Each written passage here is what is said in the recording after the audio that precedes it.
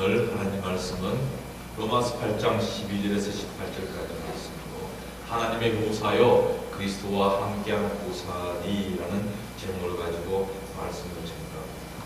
제가 다시 한 번 더 읽겠습니다. 그러므로 형제들아 우리가 믿진자로되 육신에게 져서 육신대로 살 것이 아니니라. 너희가 육신대로 살면 반드시 죽을 것이로되 영으로서 몸의 행실을 죽이며 살리니 그릇 하나님의 영으로 인도함을 받는 그들은 곧 하나님의 아들이라. 너희는 다시 무수하는 종의 영을 받지 아니하였고 그 양자의 영을 받았으므로 아바 아버지라 부르짖노라. 성령이 친히 우리 영으로 더불어 우리가 하나님의 자녀인 것을 증거하시나니 자녀이면 또한 보사 곧 하나님의 보사요 그리스도와 함께한 보사니 우리가 그와 함께 영광을 받기 위하여 고난도 함께 받아야 할 것이다. 생각건대 현재 고난은 장차 우리에게 나타날 영광과 좋게 비교할 수 없도다. 오늘 본문을 택한 로마서는요, 마틴 루터는 이 로마서를 성경 중에 성경이라고 했습니다. 여러분 성경 전체를 왕이라고 한다면 이 로마서는 왕의 머리에 씌워져 있는 왕관과도 같다고 얘기합니다. 그리고 오늘 본문을 택한 그 로마서 8장은 그 왕관 중심에 박혀있는 빛나는 보석과도 같은 것입니다. 그래서 성경 중에 성경이요 또 그 안에 있는 그 중에서도 핵심인 말씀이 오늘 로마서 8장에 기록되어 있습니다. 오늘 로마서 8장은 보면 서두에 그러므로 이제는 라고 말씀합니다. 또 오늘 본문을 택한 12절에도 보면 그러므로란 접속 부사가 나옵니다. 항상 그러므로가 나오면 그 앞절을 그 앞에 있는 내용을 돌아보지 않고는 그 말씀의 내용을 이해할 수는 없다는 겁니다. 그런데 로마서 8장에 그러므로 이제라는 말씀은 그 6장에 있는 말씀과 7장에 있는 말씀 모든 것의 논증과 그에 따르는 그 대화의 결론을 이야기하고 있습니다. 그러므로 이제 다 끝난 것입니다. 그래서 오늘 본문을 택한 로마서 8장 11절부터 18절까지 말씀을 보기 전에 우리는 먼저 그 앞에 있는 1절부터 11절까지 말씀을 먼저 한번 검토하고 그의 핵심을 먼저 찾아서 우리는 마음속에 두면서 본문으로 들어가야 될 것 같습니다.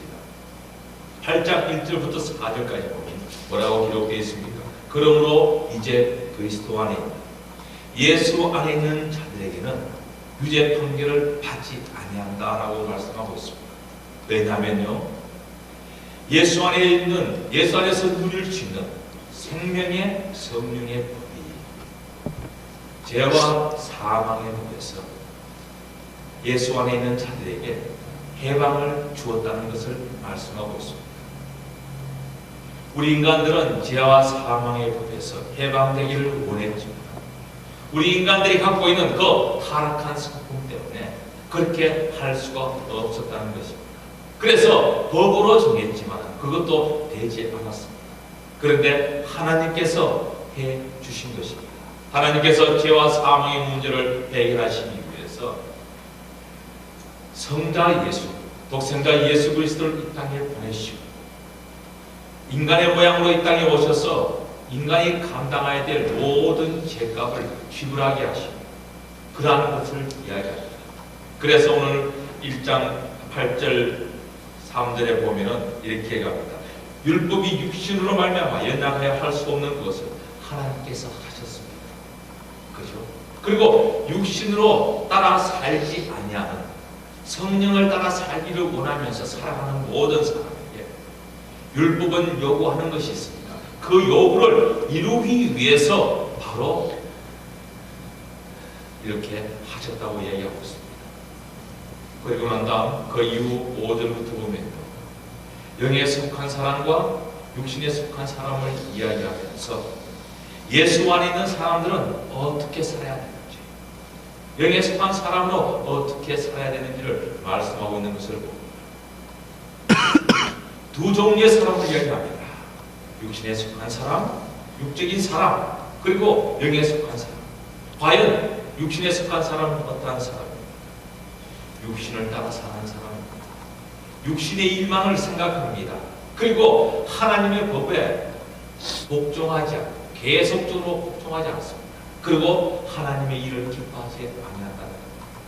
그리고 결국에는 하나님과 원수가 되어서 결국 성령이 내주하지 아니하심으로 말미암아 그 사람은 결국에는 사망에 이르게 된다는 것을 이야기하고 있습니다. 그러면 성령을 쫓는 영의 사람은 어떠한 사람일까요? 성령을 따라 사는 사람입니다. 그의 생각은 성령의 일만을 생각합니다. 그래서 그에게는 생명이 있고 그 안에는 평안함이 있다고 얘기합니다. 성령을 쫓아 사는 사람에게는 성령께서 내주하십니다. 그리고 이러한 사람은요, 성령의 지배를 받아서 영이 살아요. 또 물론 죽는다 하더라도 마지막 때 주님께서 재림하실 때 그 육신도 다시 결국에 살게 된다는 것을 말씀하고 있습니다. 오늘 우리가 본문에 앞서 먼저 영과 육이 무엇인가에 대해서 한 번쯤은 먼저 생각하면서 본문을 이해하는 것이 좋을 것 같습니다. 성경에는 여러 곳에 다른 표현으로 영과 육에 속한 사람들에 대해서 구별하고 있습니다. 어떤 곳에서는 영에 속한 사람, 또 육에 속한 사람들, 또 육신에 속한 사람, 또 어떤 곳에서는 속사람과 겉사람으로 구별하고 있습니다. 또 어떤 곳에서는 육 있는 사람과 신령한 사람으로 구별하고 있고, 또 어떤 곳에서는 영적인 사람과 육적인 사람, 또 율법에 속한 사람과 은혜에 속한 사람, 이 모든 것들이 언뜻 보면은 비슷합니다. 또 그렇게 크게 다르지도 않다는 것을 알 수가 있습니다. 이 모든 것을 종합해서 볼 때요, 세 가지로 나누어질 수가 있습니다. 육에 속한 사람, 또 영에 속한 사람, 그리고 육신에 속한 사람. 사실은 육에 속한 사람이나 육신에 속한 사람은 거의 같습니다. 그러나 또 어떤 한쪽에서 영적인 사람과 육적인 사람을 이야기합니다. 결국 영적인 사람과 육적인 사람이 영에 속한 사람과 육에 속한 사람과 같이 않다는 것을 먼저 알아야 됩니다. 그러면 어떻게 우리가 구별할 수가 있느냐? 우리는 이것을 먼저 짚고 넘어가려고 합니다. 먼저 영에 속한 사람은 오늘 로마서 8장에 보면 8장 5절에 보면 영을 쫓는 사람입니다. 고린도전서 15장에 보면 하늘에 속한 사람입니다. 그리고 로마서 4장에 보면 은혜에 속한 사람, 이 사람은 바로 영에 속한 사람이라고 얘기합니다. 이 로마서나 고린도전서 이것을 종합해 보면 공통점이 있습니다. 하나님께서 죄의 문제를 해결하시기 위해서 독생자 예수 그리스도를 이 땅에 보내시고 그 보내신 독생자 예수 그리스도를 말미암아 율법의 요구를 이루어진 것을 믿는 자들이 바로 영에 속한 사람이라는 겁니다. 율법의 요구가 무엇이었습니까? 십자가입니다. 십자가의 죽으심으로 말미암아 죄와 사망의 권세를 이기신 것을 이야기하고 있다는 겁니다. 영에 속한 사람은 하나님께로 온 영이신 성령을 받아서 그 성령이 내주하심으로 말미암아 성령으로 거듭난 사람을 이야기합니다.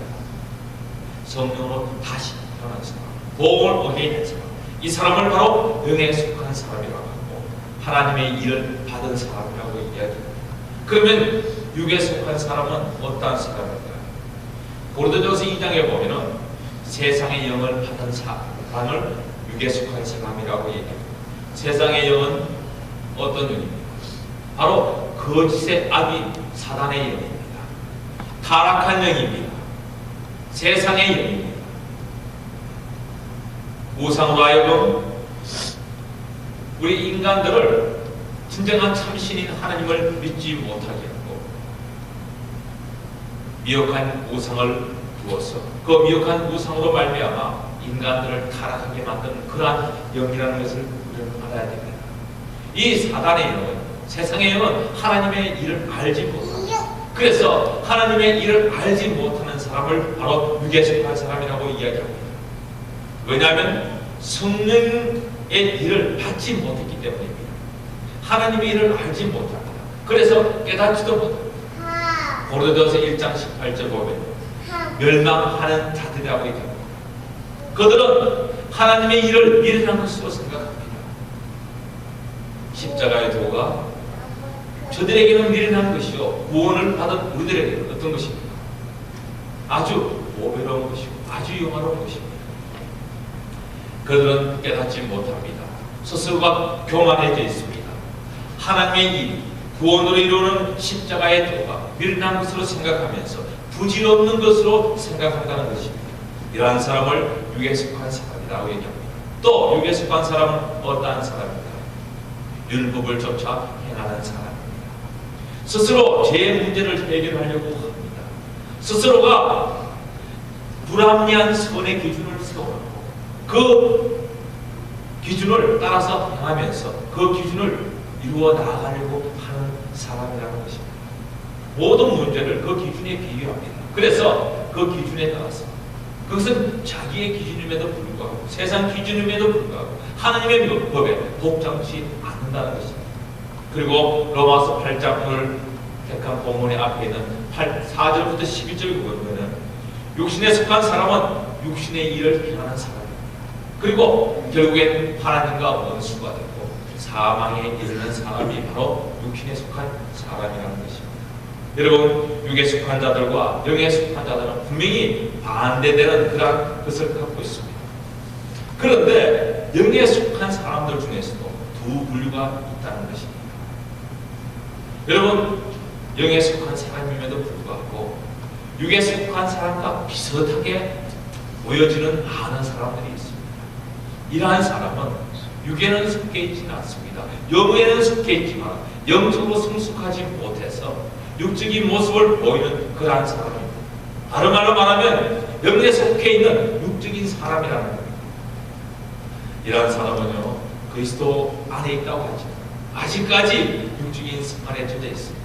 세속적인 생활에 젖어 있습니다. 세상 생활을 뒤로 하지 못하고 인간의 방식대로 살아가는 아직까지 덜 익은 그러한 모습을 보이는 그러한 신앙인을 말하고 있다는 겁니다. 속사람으로 강건해져야 되는데 아직까지 그 사람이 부패한 옛사람의 모양이 더 나타나는 사람, 교회 안에서 시기하고 분쟁합니다. 여러 가지 많은 문제를 일으키면서 그럼에도 불구하고 그는 거듭난 사람이에요. 영에 속한 사람이라는 것입니다. 여러분, 이러한 자를 우리는 어린아이와 같은 초보적인 신앙인이라고 이야기합니다. 사도 바울도 그렇게 이야기하고 있습니다. 그러면 과연 영에 속한 영적인 사람은 어떠한 사람입니까? 여러분, 영적인 사람은 영으로 성숙해진 사람입니다. 성경에서는 그러한 자를 신령한 자라고 얘기합니다. 성령을 쫓아 행하는 자입니다. 이러한 사람은 그리스도의 마음을 소유한 자입니다. 그리고 속사람으로 강건한 자입니다. 그리고 거룩한 승하의 은혜를 받고 그 은혜를 행하기 위해서 애쓰고 힘쓰는 자입니다. 그러고 이러한 자를 갖다가 우리는 말씀이 육신이 된 자라고 얘기합니다.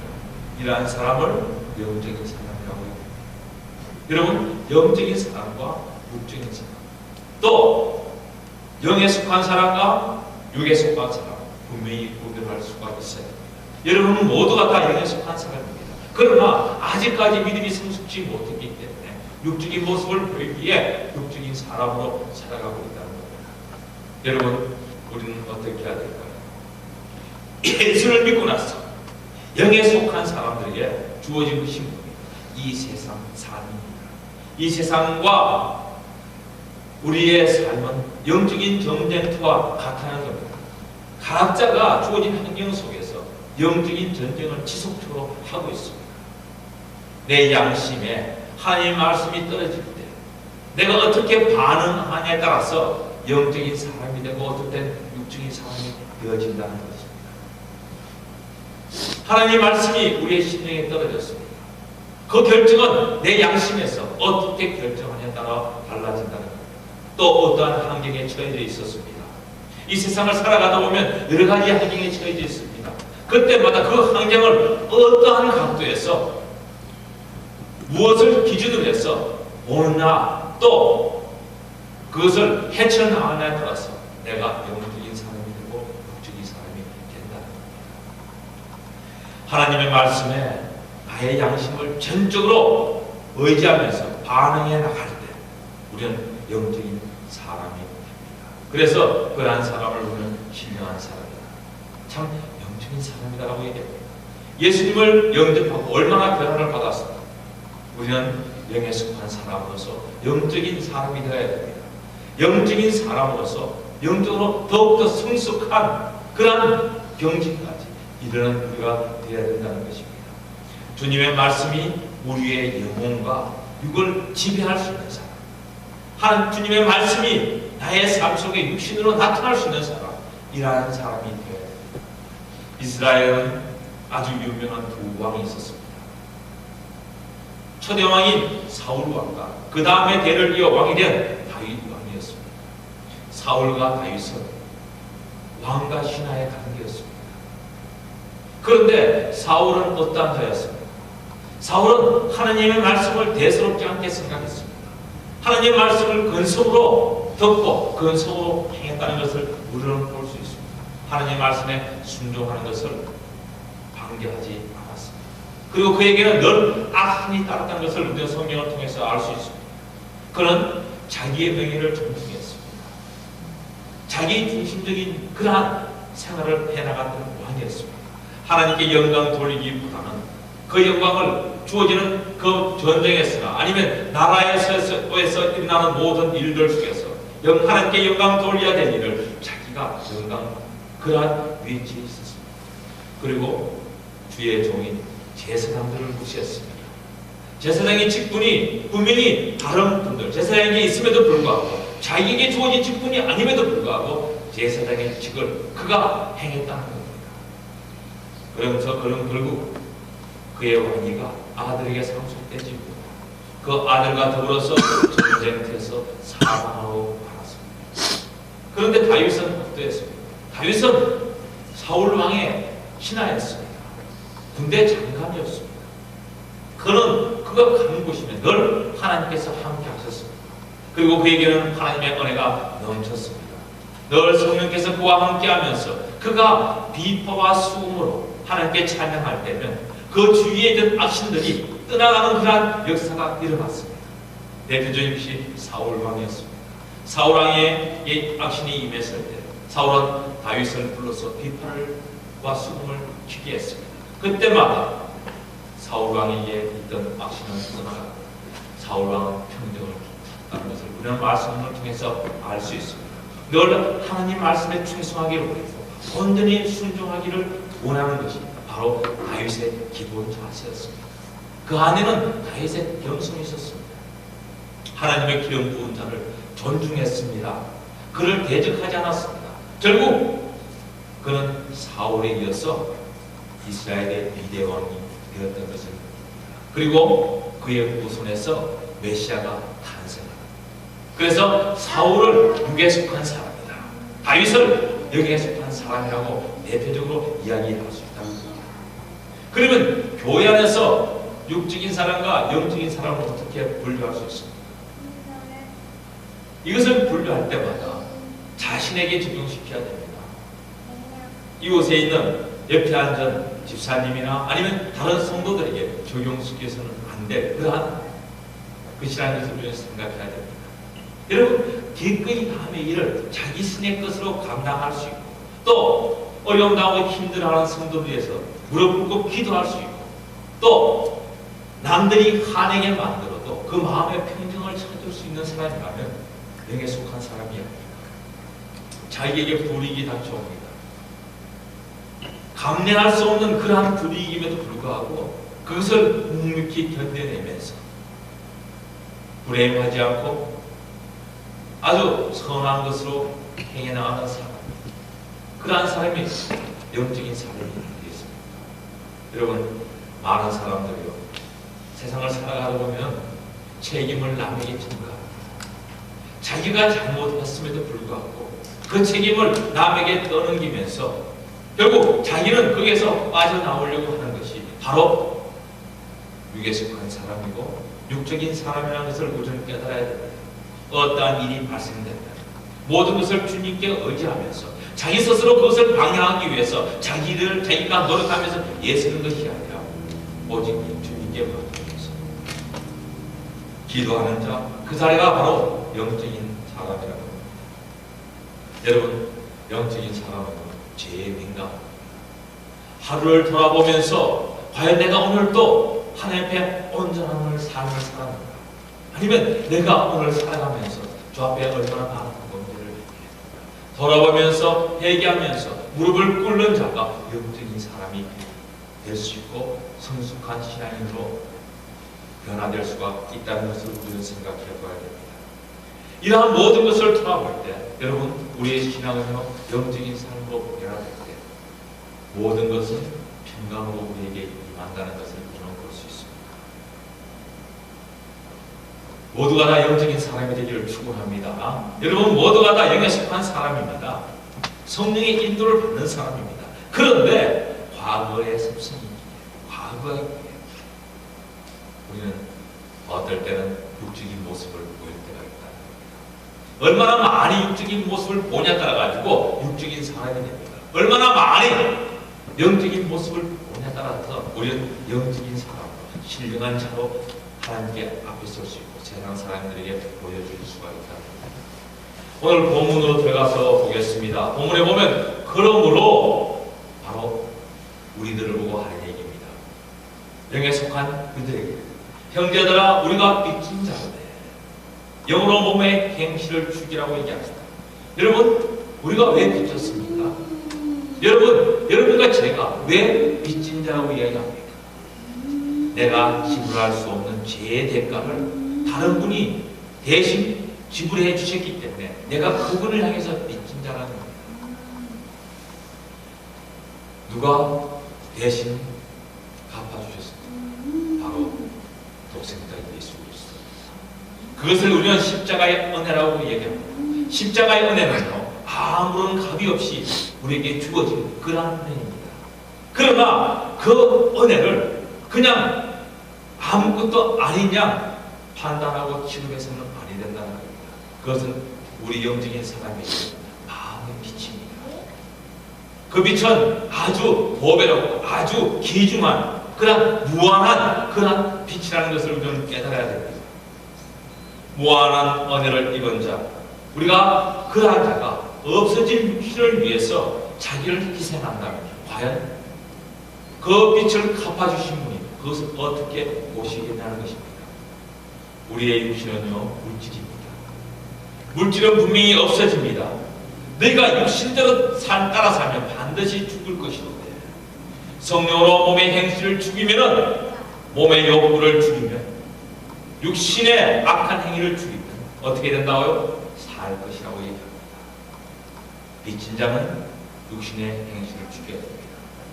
그리고 빚진 자는 어떻게 해야 됩니까? 과거를 그려야 됩니다. 육신의 삶이란 과거를 돌아보는 삶입니다. 영적인 신앙생활 속에서 어려운 일이 닥치고 힘든 일이 닥치면 많은 사람들은 자신의 과거를 돌아보면서 과거로 돌아가기를 원한다는 겁니다. 이스라엘 백성들이 애국을 탈출했습니다. 그들은 홍해 길을, 바다 밑바닥을 침례와 같이 그 길을 통과해서 광야에 들어왔습니다.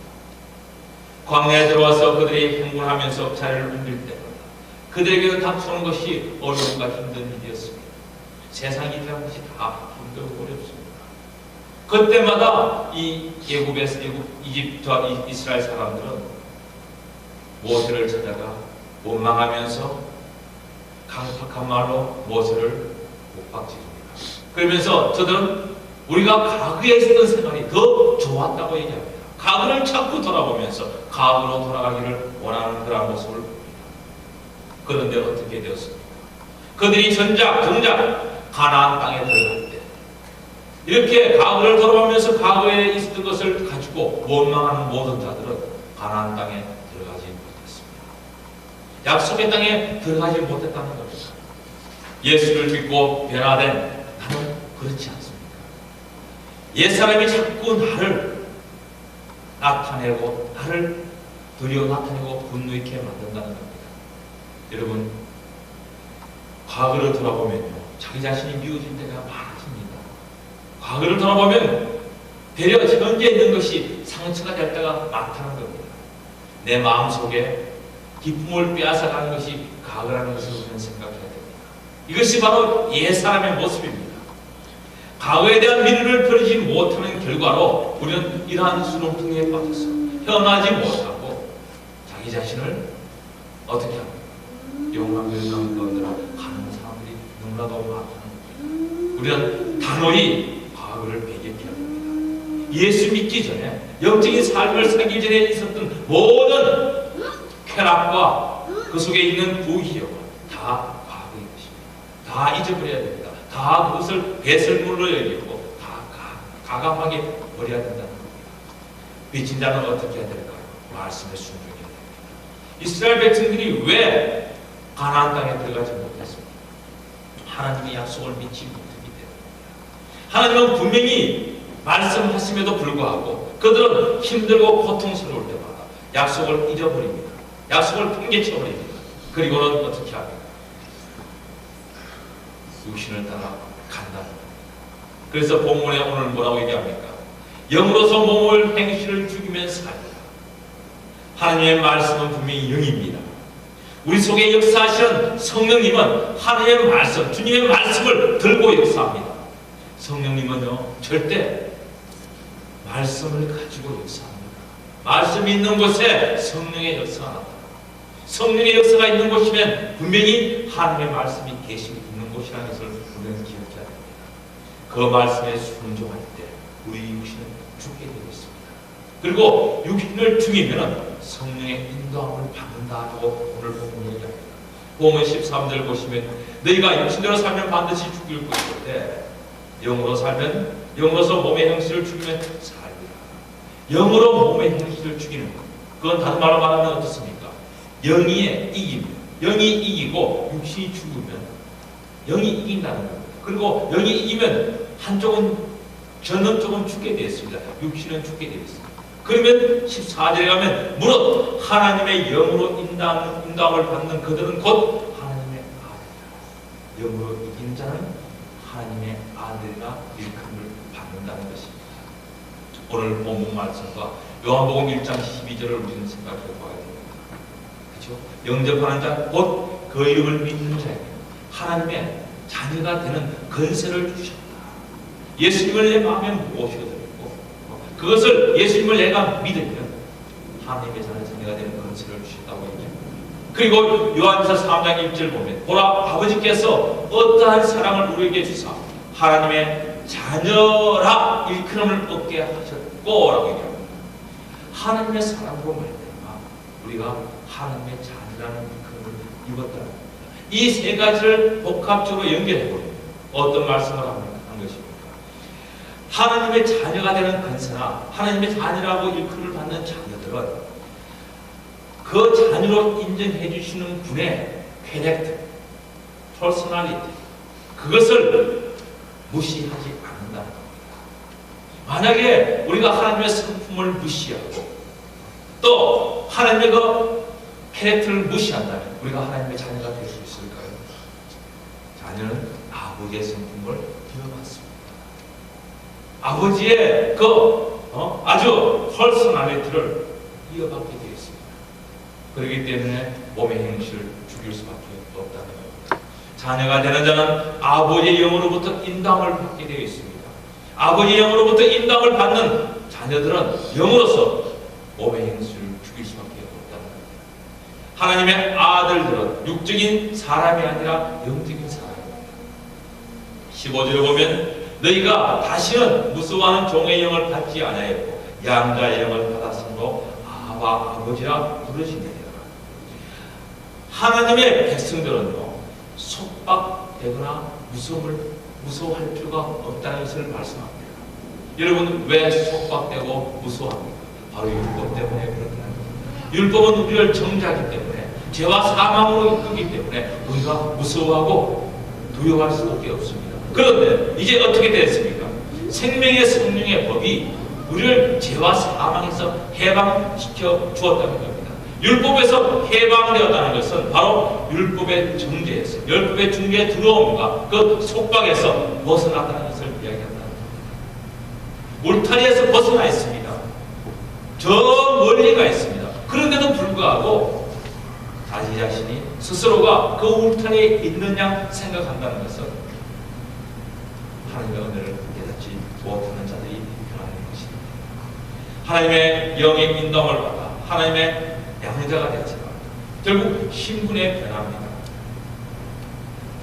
양자가 되기 전에 어떠한 사람이었습니까? 하나님의 백성들이었습니다. 하나님과 하나님의 백성 사이에 그러한 신분의 관계였습니다. 오늘 본문에 보면 양자의 아버지와 하나님과 우리의 관계, 아버지와 아들과의 관계로 변화됐다는 것을 이야기하고 있습니다. 신분의 변화는 우리에게 크게 다른 모습으로 나타납니다. 여러분, 사복음서에 보면, 성경에 보면 아버지를, 하나님을 아버지라고 부르신 분은 사복음서에 예수 그리스도밖에 없습니다. 아버지라고 부릅니다. 아버지여라고 부릅니다. 지금 그리스도와 함께 우리가 하나님을 아버지로 부를 수 있는 그러한 근세를 주셨다는 것입니다. 여러분, 이것을 누가 보증합니까? 하나님의 영이 16절을 보면 성령이 친히 우리 영과 더불어, 우리 영으로 더불어 우리가 하나님의 자녀인 것을 증명한다. 하나님의 영이, 하나님께서 우리가 바로 하나님의 자녀라는 것을 증명하고 있는데 과연 누가 우리가 하나님의 자녀가 아니라고 이야기할 수가 있겠냐는 것입니다. 구원받았습니까? 하나님의 자녀가 되었습니까? 담대해져야 됩니다. 요한복음 1장 12절과 오늘 로마서 8장 16절 구원받은 백성들의 그 확신 있는 믿음을 보여주는, 말씀할 수 있는 그러한 대목이라는 것을 우리가 기억해야 됩니다. 오직 우리는 예수 그리스도로 말미암아 하나님은 아버지로 부를 수가 있게 된다. 여러분, 하나님과 우리 사이에 양자관계 형성이 되었습니다. 그러면 그것을 이루어지는 것이 무엇일까요? 근세와 오른입니다. 여러분, 아버지와 아들의 관계가 되었다면 그 아들은 어떠한 자입니까? 우사입니다. 상속자입니다. 유산을 물려받을 수 있는 그러한 자격을 갖춘 자라는 겁니다. 여러분, 양자라고 해서 그러한 자격이 없다? 아닙니다. 양자도 친자와 똑같이 대우를 받고 시급을 받는 것이 하나님의 법뿐만 아니라 이 세상 법도 똑같이 법률적으로 양자로 입양이 완전히 되었다면 똑같은 법률적 교육을 가진다. 유산을 물려받을 수가 있습니다. 유업을 내가 소유할 수가 있다는 겁니다. 여러분, 자녀라고 인정되는 순간 우리에게 주어지는 것은 하나님의 유형이든 몸이든 모든 자산을 상속받을 수 있는 그러한 자리에 있게 된다는 겁니다. 여러분, 하나님으로부터 받는 상속이 무엇일까요? 여러분, 아버지부터 물려받는 상속은요, 재산뿐만 아닙니다. 아버지의 이름의 명예까지도 물려받게 있어야 있습니다. 여러분은 그걸 어떻게 생각합니까? 대통령이 자녀이면, 아버지가 대통령이었다면 그 명예까지도 물려받습니다. 또 아버지가 정치가였다면 그 자녀들은 주로 정치가로 앞으로 나가는 것을 봅니다. 아버지의 직업을 물려받는 경우가 태반입니다. 무역시대도 그랬습니다. 아버지가 양천자였으면 아들은 양천자였습니다. 아버지가 제사장이었으면 아들 역시 제사장이 되었습니다. 아버지가 하나님의 백성이었으면 아들도 하나님의 백성이 되는 것이 바로 하나님의 주어진 질서 속에서 이루어지는 것을 보는 겁니다. 그러다 보니까 상속이라는 것이 얼마나 중요한지.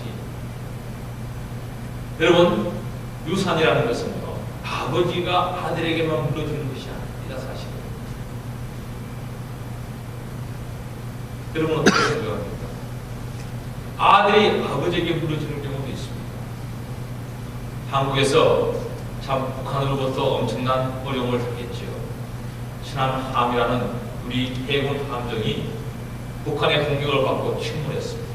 그때 그 가운데 있던 많은 병사들이 이 사정을 떠나갔습니다.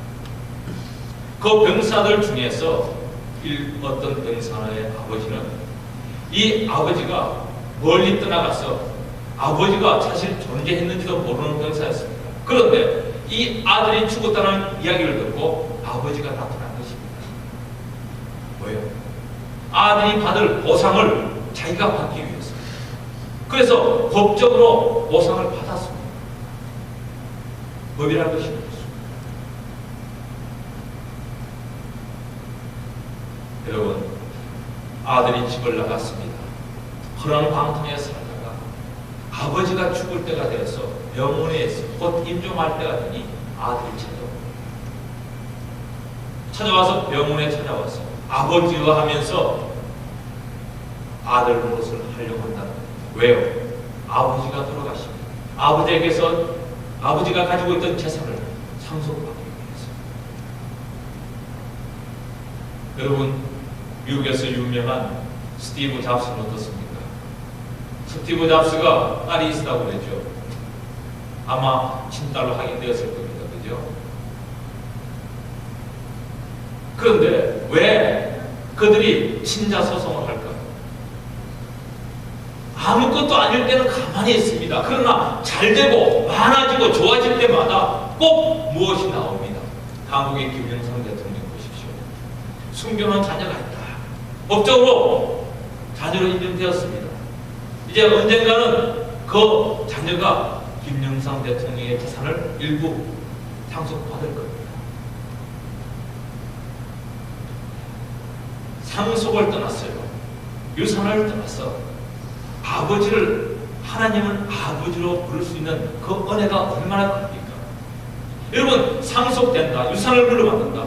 우리는 육신적으로 생각해서 돌아가시면 받는 걸 생각합니다. 그러나 오늘 본문을 통해서 우리가 볼 때 우리는 현재도 받아 누리는 그러한 상속을 이야기합니다.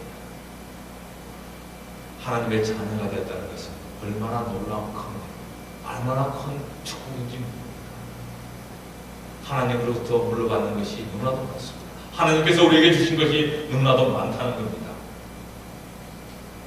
번성하고 창성하고 창대케 되고, 창세기 1장 28절 27절에 나오는 말씀 모든 것들을 우리가 상실했음에도 불구하고 하나님의 자녀가 됨으로 말미암아 우리 그것들이 다 회복되는 그러한 축복이 우리에게 주어진다는 것을 생각해 볼 때 그리스도의 보사예요. 그런데 오늘 본문에 보면 참 귀한 말씀이 있습니다. 자녀이면 또한 후사, 곧 하나님의 후사요. 누구와 함께? 그리스도와 함께 후사니 그리스도와 함께. 예수님과 우리가 형제라는 것을 이야기하는 것을 얘기합니다. 그렇죠? 함께 가는 것. 주님이 계시는 곳. 우리가 가는 곳이 어디입니까? 예수 그리스도가 계시는 곳. 예수 그리스도가 치유하시는 곳. 예수 그리스도가 돌보시는 그곳에 가서 상속받은 자로서 그 권리를 가지고 살아갈 수가 있다고 얘기하는 겁니다. 그런데 우리가 상속받은 그 영광과 은혜가 있습니다. 우리는 또 어떠한 자가 되어야 됩니까?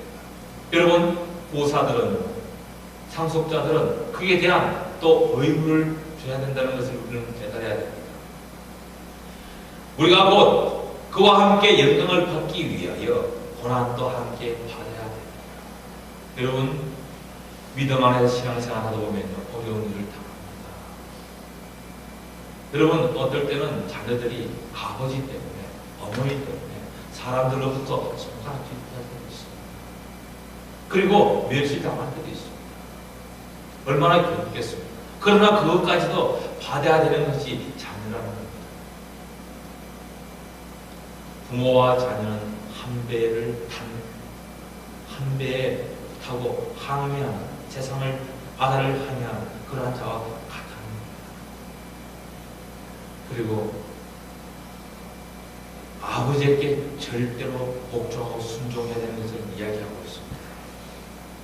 이 순종과 복종의 관계 속에서 아버지와 아들은 묶여지고요. 그리고 아버지는 자녀를 위해서 책임을 지면서 모든 것을 감당합니다. 바로 이러한 것들이 상속자로서의 근세와 양자로서의 그 의무, 그것을 복합적으로 가지고 있다는 겁니다. 18절 보면 생각한데 현재의 고난은 장차 우리에게 나타날 영광과 좋기 비교할 수 없다. 여러분, 우리가 그리스도로 말미암아 당하는 어려움과 힘든 일을 겪을 수가 있습니다. 지금 이 미국을 살아가면서 여러분이나 저나 사실 예수 그리스도의 이름 때문에 어떠한 핍박도 받지 않고 살아가고 있습니다. 그러나 저 중동 지역이나 저 참 정말 그 핍박이 있고 어려운 지역에 있는 많은 그리스도인들이 예수 그리스도 때문에, 예수 그리스도의 이름 때문에, 그것 때문에 핍박받으며 자기의 목숨까지도 위태로운 지경에 처해지는 것을 봅니다. 그런데 왜 그들이 그것을 감수하면서, 감내하면서 그 어려운 역경을 견뎌내면서 살아갈까요? 바로 장차받을 영광이 있기 때문에 하나님을 위해서 헌신하는 것, 하나님을 위해서 주의 몸된 교회에 헌신하는 것, 잘못된 것 아닙니다. 자, 나의 정성과 나의 마음을 드리고 또 내가 하나님의 보사로서 하나님의 몸된 집과 하나님의 발을 위해서 예수 그리스도를 빼앗는다. 그 모든 것들이 하나님 보시기에 귀하고 아름다운 것들이 되고 그것이 나중에 장차받을 우리의 영광이라는 것을 우리는 생각해야 됩니다. 우리는 영에 속한 사람입니다. 육적인 사람이 아닙니다. 육적인 사람은 세상을 살아가면서 계산합니다. 철저히 빼기 더하기를 하는 삶을 삽니다. 그러나 영적인 사람은 빼기 더하기를 하지 않습니다. 하나님께서 하시라면, 하나님께서 맞다고 하시면 어떠한 마이너스가 내게 주어지고 그것을 묵묵히 견뎌내는 사람입니다. 우리는 영적인 사람입니다. 영적인 사람이 되어서 그리스도 안에서 어린아이와 같은 신앙인으로 살아가는 것이요. 사실 어린아이와 같은 신앙인이 처음에 될 수밖에 없습니다. 그러나 시간이 지나면서요 성장해야 됩니다. 건강한 사람은 어떻습니까? 잘하게 되어 있습니다. 왜? 건강하지 않기 때문에 잘하지 못하고 건강하지 않기 때문에 그것을 위해서 머문다는 겁니다. 그것은 결국 건강하지 않다는 것은 무엇을 뜻합니까? 먹지 않는다. 여러분, 요새는 너무나도 잘 먹어가지고 뭐 다이어트를 해야 되죠. 그래야지만 건강을 유지한다고 얘기합니다. 그러나 성경에는 다이어트가 없습니다. 성경에는 하나님의 말씀이면 무엇이든지 얼마만큼인지 마음껏 먹어라. 그것이 다 내 영의 양식이 되어서 나를 신령한 사람, 영적으로 성숙한 사람으로 만들어준다. 우리는 영적인 사람이 아닙니다. 영적인 사람입니다.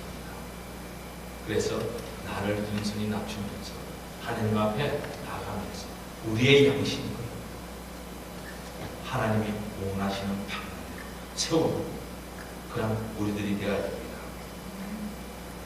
여러분 꼭 기억하셔야 됩니다. 우리는 영에 속한 사람입니다. 그리고 이제 내가 영적인 모든 것을 떨쳐버리고 영적인 사람으로서 신령한 사람으로서 세워지는 일에 나의 모든 에너지를 드려야 됩니다. 우리 주님께서 우리에게 그것을 원하시면서 우리에게 하나님의 두 사람을 이야기하고 그리스도와 함께 얼마나 놀라운 영광이, 얼마나 큰 일입니까? 감히 어떻게 그리스도와 여러분과 저는 흔한 사람입니다. 예란한 사람입니다. 다 같이 기도합시다.